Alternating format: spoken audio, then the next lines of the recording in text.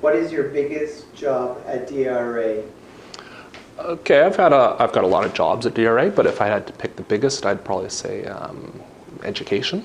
There's a lot of new technologies out there in the mining space right now. I try to identify the most important ones and make our clients aware of those.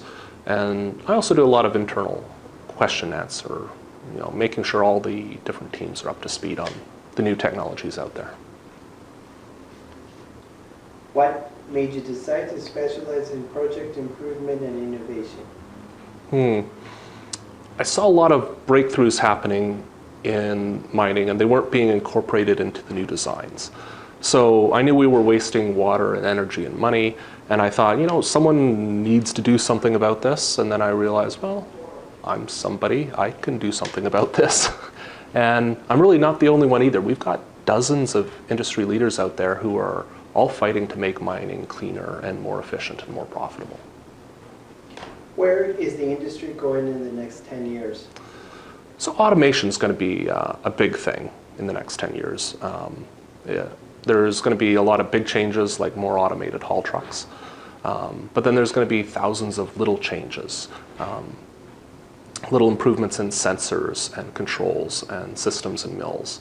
Now we're at a place where every single variable can be monitored and controlled constantly. So next level automation, it's been going mainstream the last few years, and I think the next 10 years it's going to really go standard. Where is ore sorting going in the next 10 years? So bulk technologies are going to become more selective, make faster decisions. Whereas particle sorting technologies are going to get bigger.